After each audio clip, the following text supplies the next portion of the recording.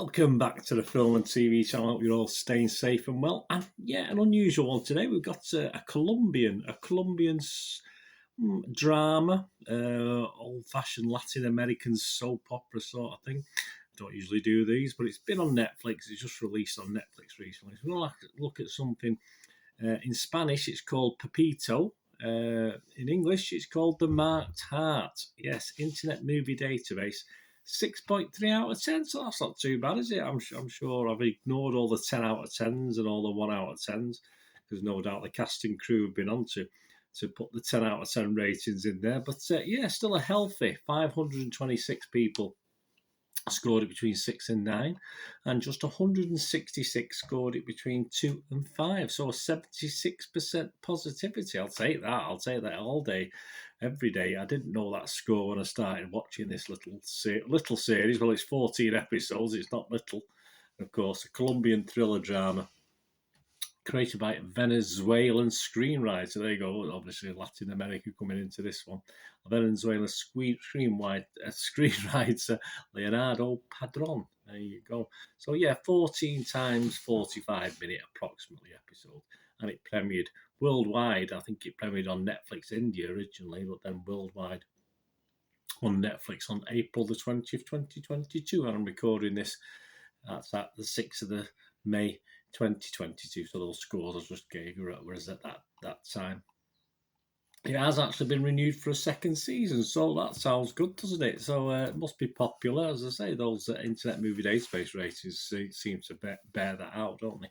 Well, what's it about? Here we go. A good soap opera. This is about organ harvesting, this one, yeah. Valeria, Simon's wife, is murdered by a crime syndicate in order to remove her intact, compatible heart and transplant it into another person. That person is Camilla, the wife of a wealthy man who remains unclear about the true origin of her new heart. Simon, desperate and driven by revenge, enters the dangerous world of organ trafficking. Camilla, too, increasingly searches for answers and questions everything. Meanwhile, Simon dives further and further down the abyss to find these responsible for his wife's death and make them pay. During his journey, an interesting tryst, Simon falls in love with Camilla, there you go, who's allowed to live on thanks to the stolen heart of his murdered wife. When they both find out the truth, things become drastically more complicated and everything takes an even more life-threatening turn. Of course it will. It's typical soap opera classy sort of storyline, isn't it, guys, this one? The actors, I didn't recognise the actors, obviously. I probably wouldn't. I don't watch many Latin American soaps as such, which I'm sure some of these may have appeared in before. Michael Brown is Simon, Ana Lucia Dominguez as Camila, Sebastian Martinez as Zacharias, Margarita Munoz as Valeria, and Moises Arizmendi as Mariachi. And what about my thoughts? Yeah, there's nothing on Rotten Tomatoes yet or Metacritic, so I've had a look at this. Well, as I say, it's the sort of thing on Netflix I'm actually starting to watch one now that I'm going to turn off very soon because I can't get into it, and it's not even halfway through the first episode. But yeah, this is the sort of thing when the foreign language is dubbed into English. I do start to watch, and then there's something in it that I'll carry on watching, but a lot of them I do drop, unfortunately.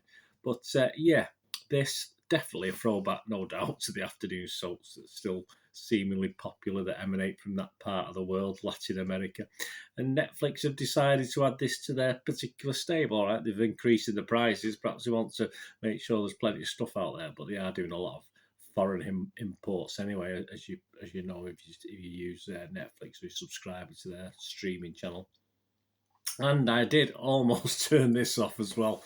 As I say, it's 14 episodes. I got to about episode 2 or 3. It was okay, just a bit of. I think it was the dubbing more than anything. It's not the greatest it's a bit of a mishmash of talent as far as the dubbing is concerned. So that sort of put me off a little bit. Although the story, I looked at the story, I thought, how's this going to last 14 episodes? I had no idea how it was going to work. But the sort of cheesiness became bearable. And yeah, I'm not saying I sat there dedicated, focused on the thing. I might have been doing other things, and I could listen in the background and concentrate depending on what I heard happening on the screen, of course. But I did grow to like a couple of the characters, and you know me, if I can invest in characters, and I sort of give things a chance. And even the background soundtrack is cliche, and the dubbing is, as I say, the dubbing is a bit of a mishmash. And but overall, the voiceovers, that's what they are at the end of the day, are bearable, in the same way.